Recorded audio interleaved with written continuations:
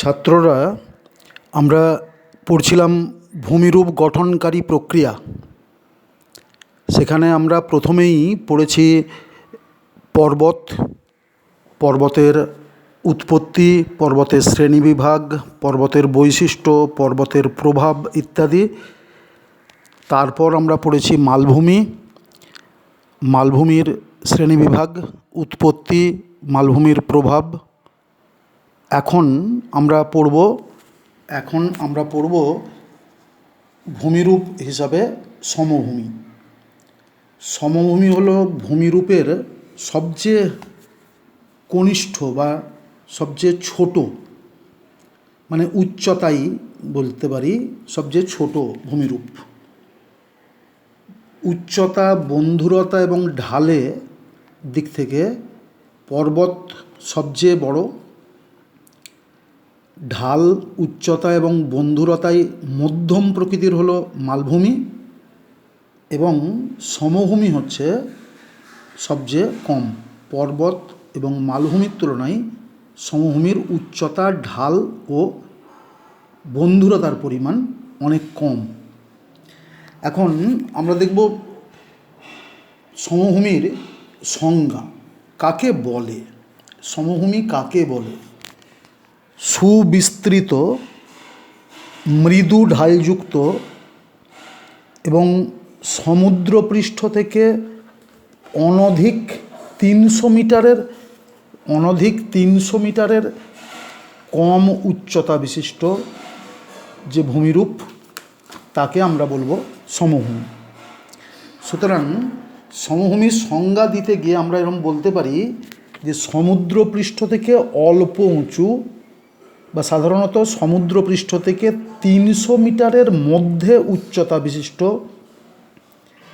মৃদু ঢালযুক্ত, সমতল বা সামান্য তরঙ্গায়িত সুবিস্তৃত ভূমিভাগকে বলে সমভূমি। পৃথিবীর ভূমিরূপ যতখানি স্থলভাগ আছে, মোট স্থলভাগের প্রায় 53% এলাকা হচ্ছে সমভূমি।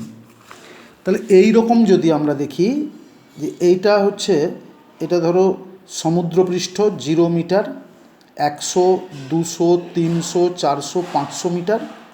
সমভূমির উচ্চতা 300 মিটারের বেশি নয়, 300 মিটারের মধ্যে। ঢালটা মৃদু, উপরিভাগ দেখো প্রায় সমতল বা সামান্য এরকম সামান্য ঢেউ খেলানো। তাহলে বিস্তীর্ণ ভূমিরূপ যার ঢাল মৃদু, কোনো ক্ষেত্রে ঢাল 0 ডিগ্রি, সর্বাধিক 5-7 ডিগ্রি পর্যন্ত হতে পারে। এই ঢালটা 5 থেকে 7 ডিগ্রি ম্যাক্সিমাম হতে পারে। উচ্চতা সমুদ্রপৃষ্ঠ থেকে 300 মিটারের বেশি নয়। এই রকম বিস্তীর্ণ ভূমিরূপকে আমরা বলছি সমভূমি। সমভূমির যদি উদাহরণ দিই, ধরো সবচেয়ে ভালো উদাহরণ হচ্ছে ভারতে গাঙ্গেয় সমভূমি তথা উত্তর ভারতের সমভূমি, যেটা সিন্ধু, গঙ্গা, ব্রহ্মপুত্র সমভূমি নামে পরিচিত। এছাড়া ভারতের পূর্ব এবং পশ্চিম উপকূলীয় সমভূমি, ইউরোপ এবং এশিয়ায় মিলিতভাবে ইউরেশীয় সমভূমি, চীনের হোয়াংহো নদী অববাহিকার সমভূমি, মিশরের নীল নদ অববাহিকার সমভূমি। আমরা এছাড়াও ক্লাস 8-এ পড়েছি যুক্তরাষ্ট্রের প্রেইরি সমভূমি, আর্জেন্টিনার পাম্পাস সমভূমি ইত্যাদি ইত্যাদি একাধিক উদাহরণ আছে। এখন যদি আমরা ভারতের ক্ষেত্রে ধরি, ভারতের যদি এই ভারতের মানচিত্রে এই সিন্ধু, মধ্য অংশ গঙ্গা, উত্তর অংশ ব্রহ্মপুত্র, পর্বতের থেকে নেমে আসা নদীগুলি এবং মধ্য ভারতের এই উপদ্বীপীয় মালভূমি থেকে নেমে আসা নদীগুলি এই মধ্যবর্তী অংশে যে সমভূমি গঠন করেছে, একে বলা হয় উত্তর ভারতের সমভূমি। 3টি নদী সিন্ধু, গঙ্গা এবং ব্রহ্মপুত্র পলি সঞ্চয় করে এই সমভূমি সৃষ্টি করেছে বলে একে সিন্ধু গঙ্গা সমভূমিও বলা হয়। এখন সমভূমির বৈশিষ্ট্য কী? সমভূমি বৈশিষ্ট্য হচ্ছে উচ্চতা। গড় উচ্চতা 300 মিটারের মধ্যে অবশ্যই, যেটা আমরা মালভূমির ক্ষেত্রে দেখেছিলাম 300 থেকে 1000 মিটারের মধ্যে, পর্বতের ক্ষেত্রে দেখেছিলাম 1000 মিটারের বেশি। সমভূমির উচ্চতা, গড় উচ্চতা 300 মিটারের মধ্যে স্বাভাবিকভাবে। 2 নম্বর ঢাল, মৃদু ঢালযুক্ত।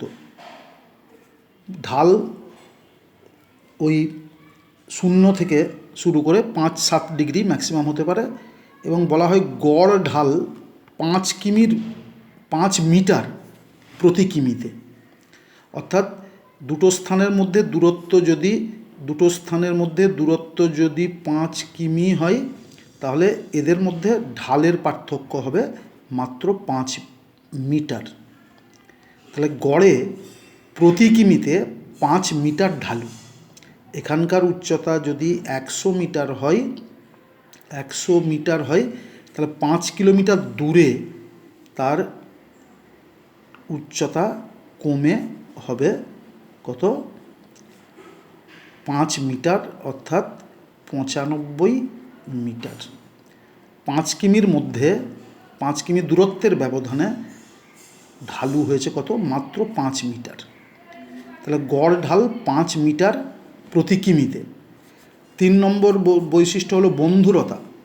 বন্ধুরতা তথা আপেক্ষিক উচ্চতা অতি সামান্য। আপেক্ষিক উচ্চতা মানে কি? মানে সবচেয়ে উঁচু অংশ আর এই যে নিচু অংশ, এর মধ্যে উচ্চতার যে ব্যবধান, তাকেই আমরা বলি বন্ধুরতা তথা আপেক্ষিক উচ্চতা। অর্থাৎ কোনো একটা ভূমিরূপের যে কোনো ভূমিরূপের সবচেয়ে উঁচু অংশ এবং নিচু অংশের মধ্যে উচ্চতার যে ব্যবধান তাকে বলা হয় আপেক্ষিক উচ্চতা বা বন্ধুরতা। তাহলে সমভূমির ক্ষেত্রে উপরিভাগ যেহেতু প্রায় সমতল, মৃদু ঢালযুক্ত, তাই সবচেয়ে উঁচু এবং সবচেয়ে নিচু অংশের মধ্যে উচ্চতার ব্যবধান বা পার্থক্য কম, তাই বন্ধুরতা তথা আপেক্ষিক উচ্চতা অতি সামান্য। উপরিভাগ প্রায় সমতল বা অতি সামান্য তরঙ্গায়িত। এখানে যেমন ধরো সামান্য মৃদু একটু ঢেউ খেলানোর মতো হয়েছে। বিস্তীর্ণ এলাকা জুড়ে নদী অববাহিকা, হ্রদ বা সমুদ্র উপকূলে অবস্থিত হয়। সমভূমি বিস্তীর্ণ অঞ্চল জুড়ে, পৃথিবীর 53% সমভূমি, পৃথিবীর যত স্থলভাগ আছে তার 53% স্থলভূমি। তার মানে বোঝাই যাচ্ছে সমভূমিগুলির আয়তনে অনেক বড় হয়। মাটির স্তর, 5 নম্বর মাটির স্তর। সমভূমি সাধারণত নরম এবং পুরু মাটির স্তর, পলিমাটির স্তর দিয়ে আবৃত হয়। এছাড়া সুস্থিরতা, ভূতাত্ত্বিকভাবে এগুলো সুস্থির ভূমিরূপ, অর্থাৎ জিওলজিক্যালি স্টেবল। ভূতাত্ত্বিকভাবে এই সমভূমি অঞ্চল কোনো রকম আলোড়নের দ্বারা আলোড়িত হয় না। সমভূমি অঞ্চলগুলি সাধারণত ভূমিকম্প প্রবণ বা কোনো ধরনের অস্থিরতা যুক্ত হয় না। 6 নম্বর সঞ্চয় কাজ। যেহেতু সমভূমির ঢাল কম, নদীর বেগও কম, তাই সঞ্চয়ের প্রাধান্য বেশি। সুতরাং সঞ্চয় কাজের প্রাধান্য এই সমভূমি অঞ্চলগুলোতে, যেহেতু ভূমির ঢাল কম, তাই নদীগুলি কম বেগযুক্ত হয়, ফলে নদীর শক্তি অনেক কমে যায়, আর শক্তি কম বলে এই সমভূমি অঞ্চলগুলোতে সঞ্চয় হয় প্রধান কাজ। তাই প্রচুর পরিমাণ পলি সঞ্চিত হয় এই সমভূমি অঞ্চলগুলোতে। এখানে আমরা ভারতের মানচিত্রে দেখো উত্তর ভারতের সমভূমি বা সিন্ধু গঙ্গা ব্রহ্মপুত্র সমভূমির অবস্থান দেখিয়েছি। একবারে এই গুজরাটের উত্তর অংশ, রাজস্থানের অংশ থেকে শুরু করে পাঞ্জাব, উত্তরপ্রদেশ, বিহার, পশ্চিমবঙ্গ শুরু করে একবারে এই আসাম পর্যন্ত এই যে সমভূমি, এটি ভারতের বৃহত্তম সমভূমি এবং এটি 3টি নদী, পশ্চিম অংশ সিন্ধু, মধ্য অংশে গঙ্গা এবং পূর্ব অংশ ব্রহ্মপুত্র নদীর দ্বারা পলি সঞ্চয়ের ফলে গড়ে উঠেছে বলে একে সামগ্রিকভাবে বলা হয় সিন্ধু গঙ্গা ব্রহ্মপুত্র সমভূমি। এই তিনটে নদীর জয়েন্ট ভেঞ্চার বা যৌথ উদ্যোগে গড়ে ওঠা এই সমভূমি। পাশাপাশি এই উপকূল বরাবর দেখো সংকীর্ণ সমভূমি, পূর্ব উপকূল বরাবর পূর্ব উপকূলীয় সমভূমি, পশ্চিম উপকূল বরাবর পশ্চিম উপকূলীয় সমভূমি অঞ্চলের অবস্থান। তাহলে এই গেল আমাদের সমভূমির সংজ্ঞা, উদাহরণ, সমভূমির বৈশিষ্ট্য ইত্যাদি ইত্যাদি। এইবার আমরা চলে আসি সমভূমির শ্রেণী বিভাগে। সমভূমি শ্রেণী বিভাগ, সমভূমি প্রধানত তিন ভাগে ভাগ: ভূ গাঠনিক বা ভূ আন্দোলনজাত সমভূমি, ক্ষয়জাত সমভূমি আর সঞ্চয়জাত সমভূমি। আমি আগেও বলেছিলাম যে যে কোনো ভূমিরূপ তিনভাবে গড়ে ওঠে: এক ভূ আন্দোলনের দ্বারা, দুই ক্ষয়ের মাধ্যমে অথবা সঞ্চয়ের মাধ্যমে। পর্বতের ক্ষেত্রেও তাই, মালভূমির ক্ষেত্রেও তাই, সমভূমির ক্ষেত্রেও তাই। সমভূমিও ভূ আন্দোলন বা ভূগাঠনিকভাবে গড়ে উঠতে পারে, ক্ষয়ের ফলে গড়ে উঠতে পারে, সঞ্চয়ের ফলে গড়ে উঠতে পারে। ভূগাঠনিক বা ভূ আন্দোলনজাত যে সমভূমি, তার আবার অনেক ভাগ আছে: স্বাভাবিক বা গঠনগত সমভূমি, উন্নত সমভূমি, অবনত সমভূমি। ক্ষয়জাত সমভূমির আবার শ্রেণীবিভাগ আছে: সমপ্রায় ভূমি বা পেনিপ্লেন, পাদদেশীয় সমভূমি বা পেডিমেন্ট, তরঙ্গ কর্তিত সমভূমি, হৈমবাহিক সমভূমি, কার্স্ট সমভূমি। আবার সঞ্চয়জাত সমভূমির ক্ষেত্রেও অনেক শ্রেণীবিভাগ আছে: পাদদেশীয় বা পিডমন্ট সমভূমি, পলল সমভূমি, প্লাবন সমভূমি, বদ্বীপ সমভূমি, উপকূলীয় সমভূমি, এছাড়াও হ্রদ, হৈমবাহিক, বাজাদা, লোয়েস, লাভা ইত্যাদি সমভূমি। এই যে সমভূমির যে প্রধান যে তিনটে ভাগ এবং তাদের যে উপবিভাগগুলি, এগুলি আমরা পরে আলোচনা করছি। প্রথমেই চলে আসি ভূগাঠনিক বা ভূ আন্দোলনজাত সমভূমি। ভূগাঠনিক বা ভূ আন্দোলনজাত সমভূমি। ভূগাঠনিক সমভূমি কাকে বলে? ভূত্বক যখন তৈরি হয়েছিল, সেই ভূত্বক গঠনকালে আপনা থেকেই বা স্বাভাবিকভাবেই ভূ আন্দোলনের ফলে ভূপৃষ্ঠের প্রায় সম উচ্চতায়, ধরো এইটা হচ্ছে সমুদ্রপৃষ্ঠ, এই সমুদ্রপৃষ্ঠ থেকে প্রায় সমান উচ্চতায়, সমুদ্রপৃষ্ঠ থেকে এইটা হচ্ছে সমুদ্রপৃষ্ঠ থেকে প্রায় সমান উচ্চতায় যে সমভূমি সৃষ্টি হয় তাকে বলে ভূগাঠনিক বা ভূ আন্দোলনজাত সমভূমি। সুতরাং ভূ আন্দোলনজাত সমভূমির সংজ্ঞা হচ্ছে যে ভূমিরূপ গঠনকালে স্বাভাবিকভাবেই বা ভূ আন্দোলনের ফলে সমুদ্রপৃষ্ঠের প্রায় সমান উচ্চতায় যে সমভূমি সৃষ্টি হয় তাকে ভূগাঠনিক সমভূমি বা ভূ আন্দোলনজাত সমভূমি বলে।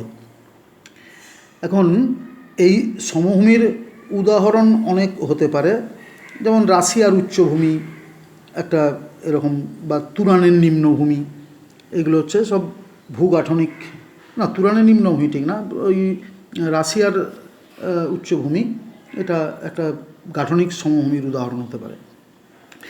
এবার এই যে ভূগাঠনিক সমভূমির শ্রেণী বিভাগ। ভূগাঠনিক সমভূমিকে আমরা তিন ভাগে ভাগ করতে পারি। একটা হচ্ছে স্বাভাবিক বা গঠনগত সমভূমি, অর্থাৎ ভূ আন্দোলনের প্রভাবে ভূপৃষ্ঠের সঙ্গে প্রায় সমান্তরালভাবে, এটা হচ্ছে ভূপৃষ্ঠ, এই ভূপৃষ্ঠের সঙ্গে প্রায় সমান্তরালে শিলাস্তর, এই যে দেখো ভূপৃষ্ঠের সমান্তরাল শিলাস্তর, এটা ভূপৃষ্ঠ, এই ভূপৃষ্ঠের সঙ্গে শিলাস্তরগুলো প্রায় সমান্তরাল, শিলাস্তর বিন্যস্ত হয়ে যে সমভূমি গড়ে ওঠে তাকে বলা হচ্ছে স্বাভাবিক বা গঠনগত সমভূমি। অর্থাৎ ভূ আন্দোলনের প্রভাবে ভূপৃষ্ঠের সঙ্গে প্রায় সমান্তরালভাবে শিলাস্তর বিন্যস্ত হয়ে যে সমভূমি গড়ে ওঠে তাকে বলা হচ্ছে ভূগাঠনিক সমভূমি। এটা হলো সমুদ্রপৃষ্ঠের থেকে সামান্য উঁচু এবং শিলাস্তরগুলির অবস্থান দেখো, এটা হচ্ছে ভূপৃষ্ঠের সঙ্গে শিলাস্তরগুলো সমান্তরাল। ভাবে অবস্থান করছে, এই ধরনের সমভূমিকে বলা হচ্ছে ভূগাঠনিক সমভূমি। উদাহরণ হলো হচ্ছে রাশিয়ার উচ্চভূমি। দ্বিতীয় হচ্ছে উন্নত সমভূমি। নাম শুনে পাচ্ছি, উন্নত মানে উঁচু হওয়া। ভূ আন্দোলনের ফলে অগভীর সমুদ্র বা স্থলভাগের কোনো নিচু স্থান উত্থিত হয়ে যে সমভূমি গঠন করে তাকে বলে উন্নত সমভূমি। ভারতের করমণ্ডল উপকূল, ইউরেশিয়ার স্টেপ অঞ্চল হচ্ছে উন্নত সমভূমির উদাহরণ। উন্নত সমভূমি কীরকম দেখো, এইটা হচ্ছে ধরো সমুদ্রপৃষ্ঠ। এই সমুদ্রপৃষ্ঠ এই ভূমিরূপ, সমুদ্রপৃষ্ঠ থেকে এই কোনো নিচু অংশ, এই অংশ আগে নিচু ছিল, এটা উঁচু হয়ে ভূ আন্দোলনের ফলে উঁচু হয়ে এই যে সমতল ভূমি সৃষ্টি করেছে। ভূ আন্দোলনের ফলে এই ধরনের ভূ আন্দোলনকে আমরা কি বলি, মহীভাব কারলন। মহীভাব কারলন আমরা আগেও পড়েছি। এই মহীভাব কারলন এই যে পৃথিবীর ভূপৃষ্ঠ, এই ভূপৃষ্ঠের সঙ্গে লম্বভাবে ঊর্ধ্বগামী হয়েছে, ফলে এই জায়গা আগে ছিল নিচু, এই নিচু অংশ বা ধরো সমুদ্রের মধ্যেও, সমুদ্রেরও কোনো কোনো অংশ, সমুদ্রের নিচেও এই যে এই অংশটা ধরো উপকূল অঞ্চল, এই উপকূল অঞ্চল, এই অংশ কোনো সময়ে উত্থিত হয়ে এখন আছে জল, এই অংশটা এরকম সমুদ্র উঁচু হয়ে জলের উপরে যদি উঠে আসে তাকেও আমরা বলবো উন্নত সমভূমি।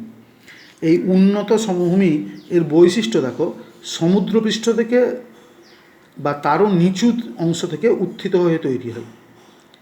মহীভাব কারলনে বিশেষত ভূকেন্দ্র থেকে পরিধিগামী ভূ আন্দোলন জাত। মহীভাব কারলন আমরা দেখেছিলাম, এটা হচ্ছে মহীভাব কারলন, এটা হচ্ছে পৃথিবীর যদি হয়, এটা যে পৃথিবীর কেন্দ্র হয়, তাহলে কেন্দ্র থেকে পৃথিবীর কেন্দ্র থেকে এটা যে পৃথিবীর পরিধি, কেন্দ্র থেকে পরিধিগামী যে ভূ আলোড়ন, এই ভূ আলোড়নের ফলে কোনো অংশ ভূপৃষ্ঠের কোনো নিচু অংশ উঁচু হয়ে এই রকম উন্নত সমভূমি সৃষ্টি করতে পারে। এই জন্য বলা হচ্ছে মহীভাব কারলন বিশেষত ভূকেন্দ্র থেকে, এটা ভূকেন্দ্র থেকে পরিধিগামী, ভূকেন্দ্র থেকে পরিধির দিকে যে ভূ আলোড়ন বা ভূ আন্দোলন কাজ করে, সেই আন্দোলনের ফলে কোনো নিচু অংশ উঁচু হয়ে এই ধরনের সমভূমি তৈরি করে। আর একটা বৈশিষ্ট্য হলো এক্ষেত্রে শিলাস্তরের ঘনত্ব কম হয়। যেহেতু ভূত্বক নিচে থেকে উপরে উঠে আসে, তাই ভূত্বকের উপরে শিলাস্তরের উপরে চাপ হ্রাস পায়, চাপ হ্রাস পেলে তার ঘনত্ব বেশ খানিকটা কমে যায়। 3 নম্বর হচ্ছে অবনত সমভূমি। ভূ আন্দোলনে উঁচু স্থান বসে গিয়ে যে সমভূমি গঠিত হয় তাকে বলে অবনত সমভূমি। উন্নত সমভূমির ঠিক বিপরীত। অর্থাৎ এক্ষেত্রে ধরো কোনো উঁচু ভূমিরূপ, একটা উঁচু ভূমিরূপ, এ হচ্ছে সমুদ্রপৃষ্ঠ থেকে অনেকটা উঁচুতে, যতক্ষণ উঁচু ছিল তখন তাকে আমরা সমভূমি বলছিলাম না।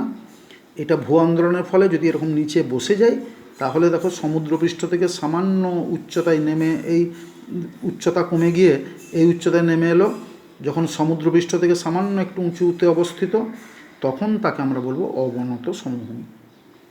তাহলে ভূ আন্দোলনের ফলে উঁচু স্থান বসে গিয়ে যে সমভূমি গঠিত হয়, উদাহরণ হচ্ছে কাস্পিয়ান সাগর, ইউরোপ এবং এশিয়ার সীমানায় যে কাস্পিয়ান সাগর আছে, কাস্পিয়ান সাগরের তীরবর্তী তুরানের নিম্নভূমি। তোমরা মানচিত্র বই খুললে এই কাস্পিয়ান সাগর দেখতে পাবে। কাস্পিয়ান সাগরের উত্তর পূর্ব দিকে এই তুরানের নিম্নভূমি, এটা হচ্ছে ভূ আন্দোলনের ফলে অবনত সমভূমি।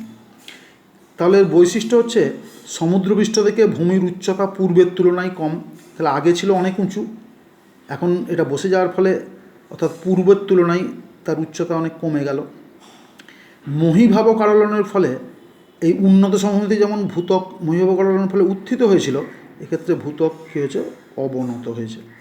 মহীভাব কারলনের ফলে বিশেষত পরিধি থেকে ভূকেন্দ্রগামী। তাহলে এখানে উন্নত সমভূমির ক্ষেত্রে কী হয়েছিল, কেন্দ্র থেকে পরিধিগামী আন্দোলন কাজ করেছিল। আর অবনত সমভূমিতে কী হবে, এই পরিধি থেকে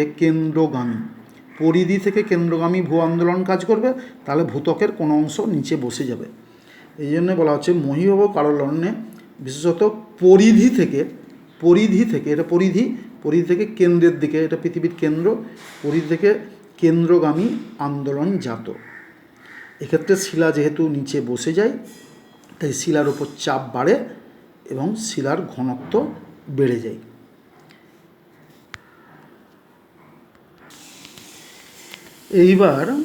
এইবার আমরা চলে আসি ক্ষয়জাত সমভূমিতে।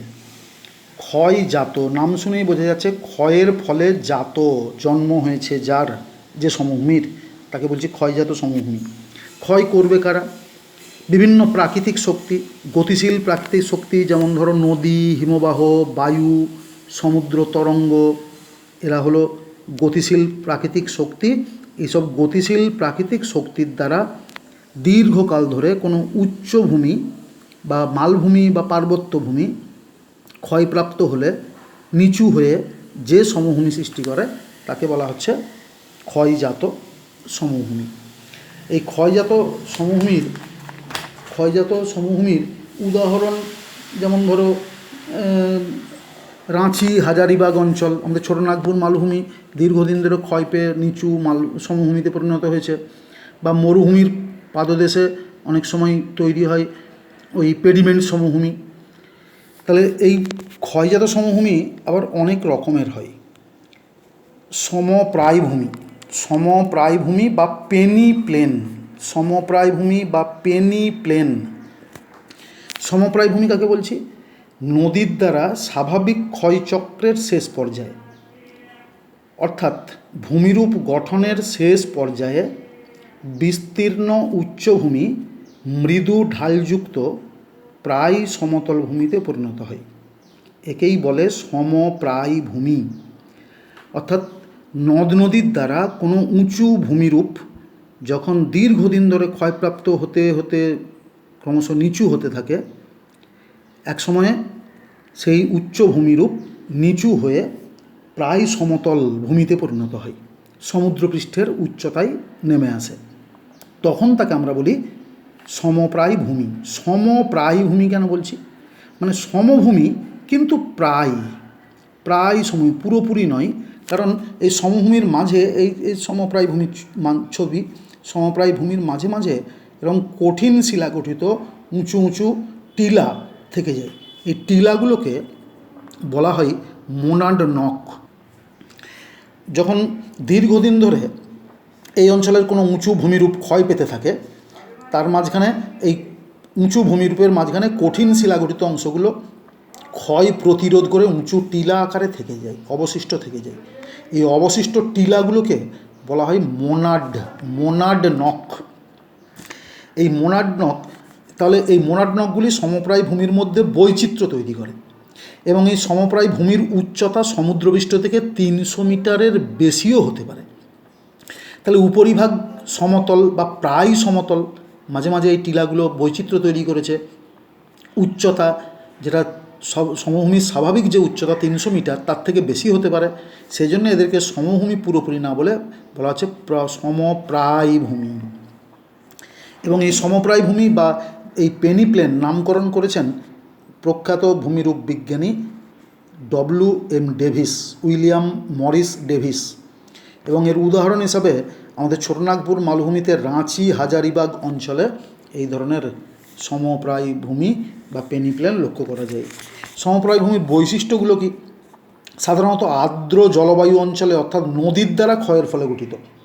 এই সমপ্রায় ভূমি যেখানে মোনাড নক তৈরি হয়, সেটা গতিশীল শক্তিগুলোর মধ্যে প্রধানত নদী অধ্যুষিত অঞ্চলে, অর্থাৎ যেসব অঞ্চলে বৃষ্টি হয়, যেসব অঞ্চল আর্দ্র অঞ্চল, সেই সব অঞ্চলেই গড়ে ওঠে।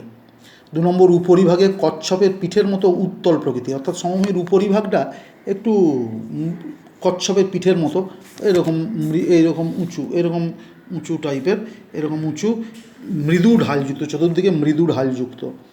উচ্চতা প্রায় সমুদ্রপৃষ্ঠের কাছাকাছি। 4 নম্বর, বিক্ষিপ্তভাবে কঠিন শিলাগঠিত অনুচ্চ পাহাড় বা টিলা অবস্থান করে। এই যে এই অনুচ্চ পাহাড় বা টিলা অবস্থান করে, এই টিলাগুলোকেই আমরা বলছিলাম মোনাড নক। এই ধরনের মোনাড নকের উদাহরণ আমরা যে শুশুনিয়া পাহাড়, অযোধ্যা পাহাড় জানি, পুরুলিয়ার অযোধ্যা পাহাড়, বাঁকুড়া শুশুনিয়া পাহাড়, এইগুলো সবই হচ্ছে এই মোনাড নকের উদাহরণ।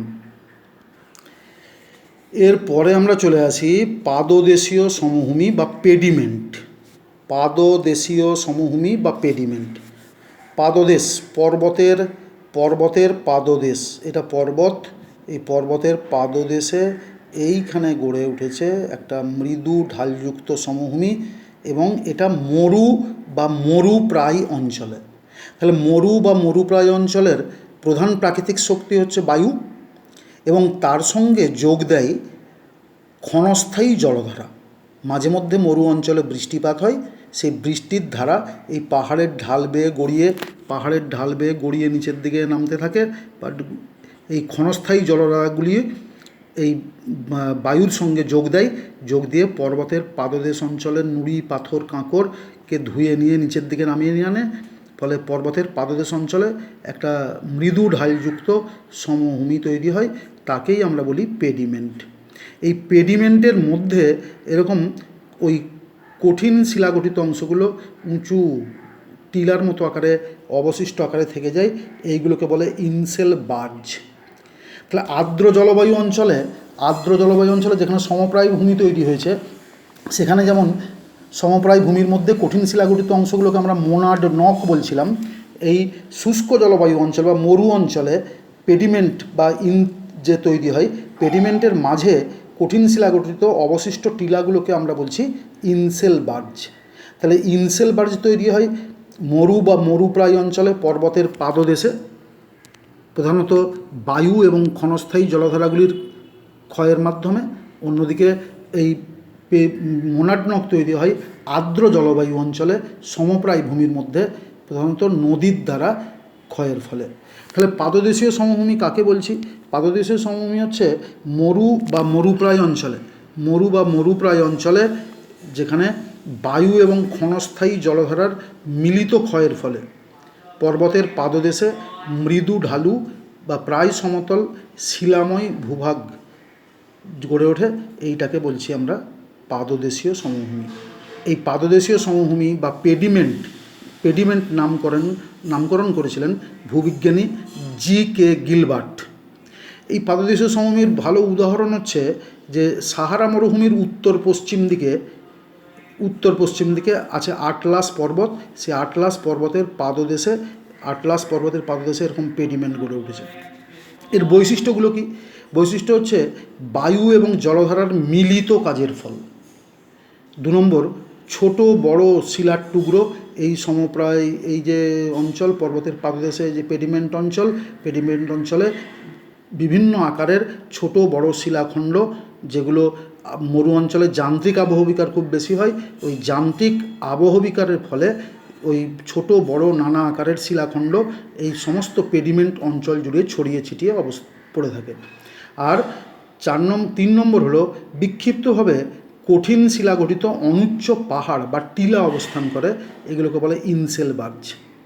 তাহলে পাদদেশীয় সমভূমি বা পেডিমেন্টের ওপরে অবস্থান করছে ইনসেল বার্জ, আর আমরা আগে দেখেছি সমপ্রায় ভূমি বা পেনিপ্লেন এর ওপরে অবস্থান করছিল সমপ্রায় ভূমি। তাহলে দুটো একই জিনিস কিন্তু ভিন্ন অঞ্চলে ভিন্ন ভিন্ন প্রাকৃতিক শক্তির দ্বারা গড়ে। এরপরে আমরা চলে আসি তরঙ্গ কর্তিত সমভূমি। তরঙ্গ মানে সমুদ্র তরঙ্গ, কর্তিত মানে কাটা, কর্তিত তয়েরে ফস্সইত, কর্তিত মানে কাটা বা ক্ষয়, অর্থাৎ তরঙ্গের দ্বারা শিলাস্তর কাটা হলে বা ক্ষয় হলে যে সমভূমি গড়ে ওঠে। তাহলে তরঙ্গ কোন অঞ্চলে দেখা যাবে? সমুদ্র উপকূল অঞ্চলে। তাহলে সমুদ্র তরঙ্গের ক্রমাগত আঘাতে উপকূলীয় উচ্চভূমি ক্ষয়প্রাপ্ত হলে যে সংকীর্ণ সমভূমি তৈরি হয়, তাকে আমরা বলবো তরঙ্গ কর্তিত সমভূমি। তাহলে তরঙ্গ কর্তিত, ধরো এটা হচ্ছে একটা উচ্চভূমি, এই হচ্ছে সমুদ্র, এই হলো সমুদ্রের জোয়ারের, এইটা হচ্ছে সমুদ্রের জোয়ারের জলের তল এতখানি উঁচু। স্বাভাবিক অবস্থায় সমুদ্রের জল এই উচ্চতায়, জোয়ারের সময় এই উচ্চতা পর্যন্ত আসে। জোয়ারের সময় যখন জল উঁচু হয়, তখন সমুদ্র তরঙ্গের আঘাতে এই যে উচ্চভূমির পাদদেশ অঞ্চল ক্ষয় হয়ে গিয়ে একটা মৃদু ঢালযুক্ত সমভূমি তৈরি করেছে। এই সমভূমিকেই বলা হবে তরঙ্গ কর্তৃত সমভূমি। তাহলে জোয়ার জলের উচ্চতার নিচে আর ভাটার ওপরে, এই দুই উচ্চতার উপরে এই সমুদ্র তরঙ্গ দ্বারা ক্ষয়ের ফলে যে সমতল ভূমি তৈরি হয় মৃদু ঢালযুক্ত, একেই বলছি আমরা তরঙ্গ কর্তৃত সমভূমি।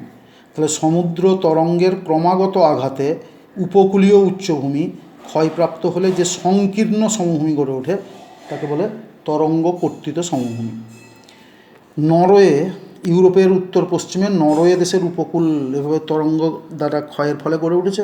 ভারতের পশ্চিম উপকূলেও এরকম তরঙ্গ কর্তৃত সমভূমি দেখা যায়। এর বৈশিষ্ট্য কী? এর বৈশিষ্ট্য হচ্ছে যে অবস্থান স্বাভাবিকভাবেই সমুদ্রের উপকূলে, তরঙ্গ কর্তৃত সমভূমি সমুদ্রের তীরবর্তী অঞ্চলেই গড়ে উঠবে, এটাই স্বাভাবিক। 2 নম্বর, তরঙ্গের আঘাতে ক্ষয়জাত। 3 নম্বর, সমুদ্রপৃষ্ঠের প্রায় সম উচ্চতাযুক্ত। দেখো এটা হচ্ছে সমুদ্রপৃষ্ঠ, এই সমুদ্রপৃষ্ঠের থেকে সামান্য উঁচুতে অবস্থিত তরঙ্গ করতে, সামান্য উঁচুতে, এইটুকু উচ্চতা। ফলে তরঙ্গ কর্তৃত সমভূমির উচ্চতা খুব বেশি হয় না। এরপর আছে দেখো হৈমবাহিক সমভূমি। হৈম কথাটা এসছে হৈমবাহিক কথাটা এসছে হিমবাহ থেকে এসছে হৈমবাহিক। অর্থাৎ হিমবাহের ক্ষয়ের মাধ্যমে যখন কোনো উঁচু ভূমিরূপ ধীরে ধীরে ক্ষয়প্রাপ্ত হয়ে সমভূমিতে পরিণত হয় তখন তাকে বলে হৈমবাহিক সমভূমি। তাহলে নদী বায়ুর মতোই হিমবাহও একটা প্রাকৃতিক শক্তি, এবং সেই প্রাকৃতিক শক্তির প্রাধান্য সবচেয়ে বেশি হচ্ছে মহাদেশীয় হিমবাহ, অর্থাৎ উচ্চ অক্ষাংশে। মেরু বা তার কাছাকাছি অঞ্চলে এই ধরনের মহাদেশীয় হিমবাহের অস্তিত্ব বেশি, তাদের দ্বারা ক্ষয়ের পরিমাণও বেশি। তাই মহাদেশীয় হিমবাহের অবঘর্ষ ও ঘর্ষণজনিত ক্ষয়ের ফলে অসমতল ভূভাগ নিম্ন সমতল ভূমিতে পরিণত হয়। এই ধরনের সমভূমিকেই বলা হয় হৈমবাহিক সমভূমি। মহাদেশীয় হিমবাহ সাধারণত গোটা মহাদেশের বিস্তীর্ণ অঞ্চল জুড়ে অবস্থান করে। যেমন ধরো ওই আন্টার্কটিকা মহাদেশের ওপরে যে হিমবাহ গোটা মহাদেশ জুড়ে অবস্থান করছে, বা উত্তর মেরুর সংলগ্ন যে মহাদেশ, উত্তর আমেরিকার উত্তর অংশ, ইউরোপ, এশিয়ার উত্তর অংশ, বিস্তীর্ণ অঞ্চল জুড়ে যে হিমবাহ অবস্থান করছে ওইগুলোকে বলা হয় মহাদেশীয় হিমবাহ। তাহলে নদী যেমন ভূপৃষ্ঠ থেকে ঢাল বরাবর সমুদ্রের দিকে প্রবাহিত হয়, তেমনি ওই মহাদেশীয় হিমবাহগুলোও মৃদু ঢাল বরাবর কী করে স্থলভাগ থেকে সমুদ্রের দিকে ধীর গতিতে গড়িয়ে এগিয়ে যেতে থাকে। আর যখনই কঠিন বরফ সমুদ্রের দিকে এগিয়ে যেতে থাকে তখন ওই কঠিন বরফের সঙ্গে ভূপৃষ্ঠের যে শিলাস্তরের সংঘর্ষের ফলে শিলাস্তর ক্ষয় হয়, ধীরে ধীরে ক্ষয় হতে হতে সমভূমিতে পরিণত হয়। এই ধরনের সমভূমিকেই বলা হচ্ছে হৈমবাহিক সমভূমি। তারা দাঁড়াচ্ছে কি মহাদেশীয় হিমবাহের অবঘর্ষ ও ঘর্ষণজনিত ক্ষয়ের ফলে অসমতল ভূভাগ নিম্ন সমতল ভূমিতে পরিণত হলে তাকে বলছি হৈমবাহিক সমভূমি। উদাহরণ হচ্ছে কানাডীয় শিল্ড অঞ্চল, তোমরা ক্লাস 8-এ পড়েছ। সেই কানাডীয় শিল্ড অঞ্চল হচ্ছে অতি প্রাচীন শিলাগঠিত মালভূমি। সেই মালভূমি অঞ্চলও ধীরে ধীরে ক্ষয় হচ্ছে প্রধানত হিমবাহের দ্বারা। মালভূমি অঞ্চল ক্ষয় পেয়ে আরও নিচু হয়ে সমতল ভূমিতে পরিণত হয়েছে, হৈমবাহিক সমভূমিতে পরিণত হয়েছে। এছাড়া সাইবেরীয় শিল্ড অঞ্চল, এশিয়ার উত্তর দিকে যে সাইবেরিয়া শিল্ড অঞ্চল আছে, সেই সাইবেরিয়া শিল্ড অঞ্চলও এই হিমবাহের দ্বারা ক্ষয়প্রাপ্ত হয়ে প্রায় সমতল ভূমিতে পরিণত হয়েছে।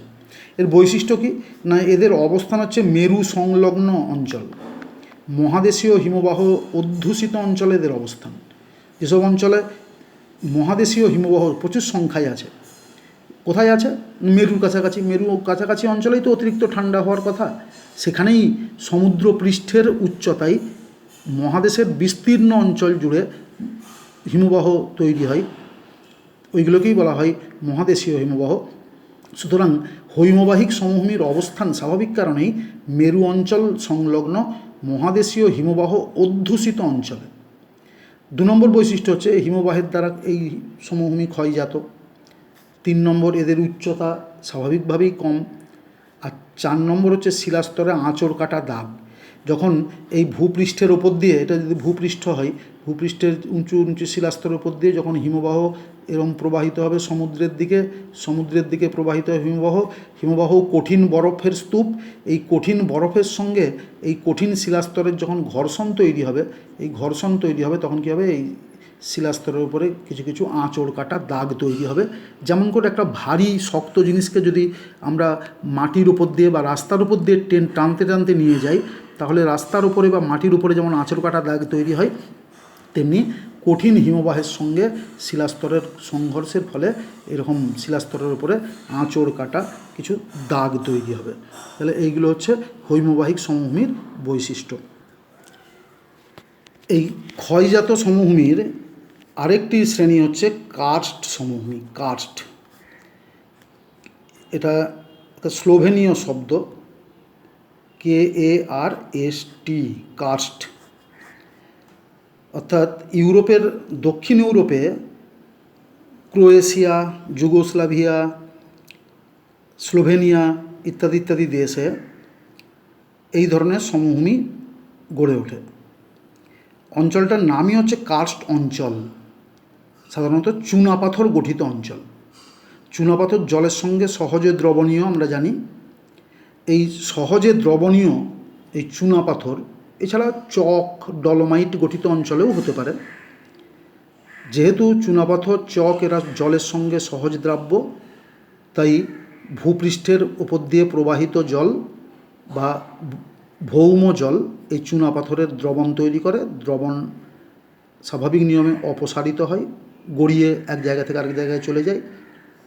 ধীরে ধীরে অঞ্চলটি নিচু, প্রায় সমতল ভূমিতে পরিণত হয়, তাই ওই অঞ্চলকে বলা হয় কার্স্ট অঞ্চল।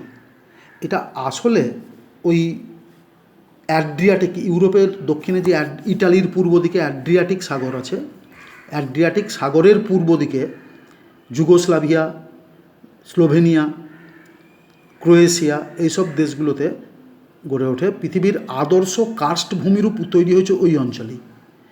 ওরই অনুকরণে পৃথিবীর আর যেসব অঞ্চলে চুনাপাথর গঠিত অঞ্চলে এই ধরনের সমভূমি তৈরি হয়েছে, সেইগুলোকেও কার্স্ট সমভূমি বলে।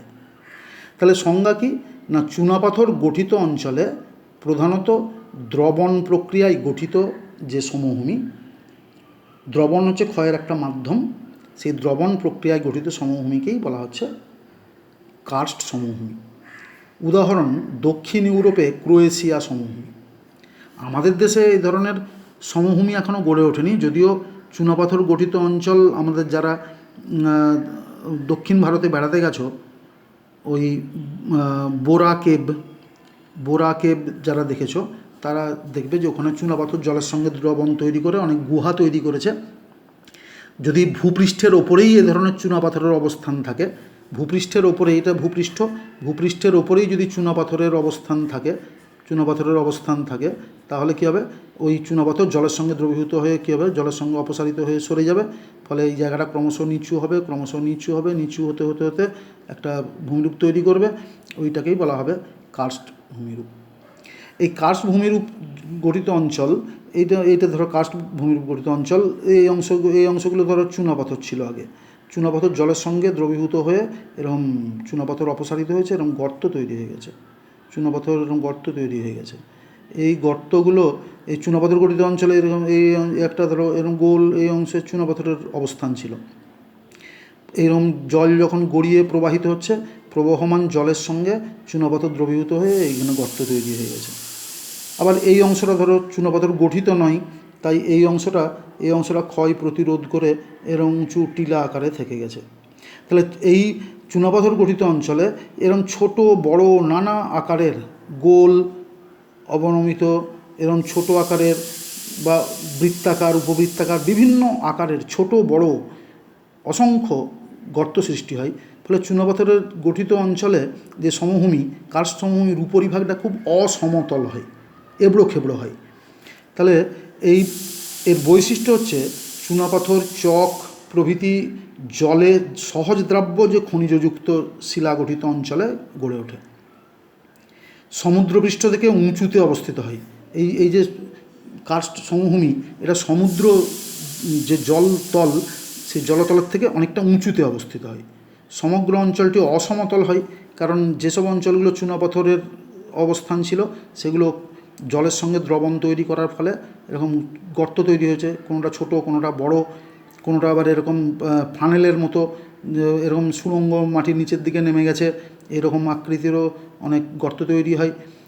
ছোট ছোট নালার মতো খাতের সৃষ্টি হয়, ফলে সমস্ত ভূপৃষ্ঠের উপরিভাগটা এরকম অসমতল এবড়ো খেবড়ো অঞ্চলে পরিণত হয়। বিক্ষিপ্তভাবে অদ্রাব্য কঠিন শিলাগঠিত অংশগুলি টিলারূপে অবস্থান করে, এগুলোকে বলে কার্স্ট টাওয়ার। যেমন ধরো এই যে চুনাপাথর গঠিত অঞ্চলে এই অংশটা বিচ্ছিন্ন একটা শিলাস্তূপ আকারে থেকে গেছে, অপেক্ষাকৃত কঠিন শিলায় গঠিত, যেটা জলের সঙ্গে সহজ দ্রাব্য নয় এমন শিলা, ফলে এই অংশটা এরকম উঁচু টিলার মতো থেকে গেছে। এইগুলোকে বলা হচ্ছে কার্স্ট টাওয়ার। সুতরাং এই কার্স্ট সমভূমি পৃথিবীর বেশ কয়েকটা অঞ্চলে গড়ে ওঠে। ভারতে এরকম গড়ে ওঠার সম্ভাবনা আছে, যেমন ধরো এই আমাদের অন্ধ্রপ্রদেশের বোরা যে কেভ অঞ্চলে, এই পশ্চিম ঘাট পর্বতের পশ্চিম ঢালের কিছুটা অংশ, ওই মেঘালয় মালভূমি চেরাপুঞ্জি সংলগ্ন মালভূমির কিছুটা অংশ, সেটা দীর্ঘদিন পরে হয়তো দেখা যাবে যে এখানে কার্স্ট সমভূমি তৈরি করেছে। সুতরাং আমরা দু ধরনের সমভূমি আমরা দেখলাম। একটা হচ্ছে সমভূমির মূল যে শ্রেণীবিভাগে ভূগাঠনিক বা ভূ আন্দোলনজাত 3 ধরনের সমভূমি আমরা আজ দেখলাম। ক্ষয়জাত সমভূমির মধ্যে সমপ্রায় ভূমি বা পেনিপ্লেন, পাদদেশীয় সমভূমি বা পেডিমেন্ট, তরঙ্গকর্তিত সমভূমি, হৈমবাহিক সমভূমি এবং কার্স্ট সমভূমি, 1, 2, 3, 4, 5 ধরনের সমভূমি আমরা আজকে বৈশিষ্ট্য, কাকে বলে, উদাহরণ ইত্যাদি ইত্যাদি দেখলাম। আমাদের বাকি থাকলো তাহলে এই সঞ্চয়জাত সমভূমি। সঞ্চয়জাত সমভূমিগুলো আমরা আরও একদিন আর একটা ক্লাসে আমরা আলোচনা করব, এবং সেই সঙ্গে আমাদের মানুষের জীবনে সমভূমির কীরকম প্রভাব আছে, সমভূমির প্রতিকূল বা অনুকূল প্রভাবগুলো কী, বা ধরো এই পলল সমভূমি বা প্লাবন ভূমির মধ্যে পার্থক্য কী, ক্ষয়জাত বা সঞ্চয়জাত সমভূমির মধ্যে পার্থক্য কী, পেডিমেন্ট বা পেডিপ্লেনের মধ্যে পার্থক্য কী, ইত্যাদিগুলো নিয়ে আমরা পরে আর একটা ক্লাসে আলোচনা করব। তোমাদের এই ভিডিওটি তোমরা ভালো করে দেখবে। আগে দেখার পর, আমি আগেও বলেছি, ভিডিওটি ভালো করে দেখবে, দেখার পর বইটি পড়বে, তারপর আমি যথাসময়ে তোমাদের অনুশীলনী পাঠাবো। যতটুকু অংশ ভিডিওতে দেখানো হলো ততটুকু অংশের উপরেই অনুশীলনী পাঠাবো। ভিডিওটি দেখার পর তোমরা বইটি ভালো করে পড়বে, তারপর অনুশীলনীতে হাত দেবে। অনুশীলনী প্রশ্নগুলি খাতায় ভালোভাবে তৈরি করবে। তারপর তৈরি হয়ে গেলে আমি পরবর্তী অংশ, এই সঞ্চয়জাত সমভূমির যে শ্রেণীবিভাগ এবং সমভূমির যে প্রভাব মানুষের জীবনে, সেই প্রভাব অংশের ভিডিওটি তোমাদের পাঠাবো। তোমরা আপাতত ভালো করে এই ভিডিওটি দেখো, বইটি পড়ো এবং অনুশীলনী তৈরি করতে মন দাও। ঠিক আছে? সকলে ভালো থেকো, সাবধানে থেকো।